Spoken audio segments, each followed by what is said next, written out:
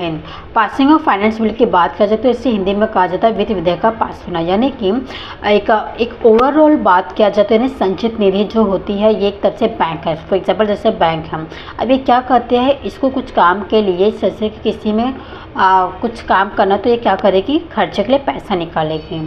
अब पैसा निकाल तो ले तो इसके पास भी पैसा होना चाहिए, तो ये क्या करते हैं, हमारे से टैक्स लेते हैं। जैसे कि जिसे कहा जाता है टैक्स, की यानी जनता से क्या करते हैं, यानी संचित निधि के लिए पैसा चाहिए तो वो क्या करते हैं, हमारे से पैसा निकालते हैं हम, यानी कि पैसा जमा करने के लिए जनता पर टैक्स लगाएंगे और उस बिल को ही फाइनेंस बिल बोलते हैं। यानी कि अल्टीमेट कहा जाता है फाइनेंस बिल जो होते हैं ये दोनों सदन में पास कर दिए गए तो उससे फाइनेंस एक्ट बन जाएगा। वहीं अगर एक एक्ट बन गया तो ना जनता सरकार पर टैक्स लगा सकती है। इस तरह से वर्किंग होता है। अगर मैं एक बात और कहूँ तो अगर वित्त जो नियम बजट के पास आए वाले जो भाग को कानूनी मान्यता प्रदान करता है, क्योंकि तभी क्या होता है, वित्त जो अधिनियम पारित हो जाते हैं तो बजट में प्रक्रिया पूरी हो जाती है।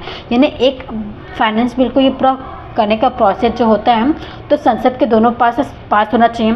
संसद के पास अगर दोनों पास होता है फाइनेंस क्या बन जाएगा, एक एक्ट बन जाएगा। एक्ट बन गया तो क्या हो जाएगा, वो संसद में टैक्स लगा सकते हैं, यानी प्रोसेस होता है। अब जो संसद में अगर दोनों पास कर तो इसमें भी क्या होती है, मेजोरिटी होती है। मेजोरिटी से यहाँ पास होते, पास होने के बाद तब एक एक्ट बनता है। एक्ट बनने के बाद हम एक जनता का कुछ भी है ना टैक्स लगा सकते हैं। यानी पूरा फीचर्स है जो मैं बता रही हूँ आपको, ये पूरा है फाइनेंस बिल का एक फीचर्स हैं।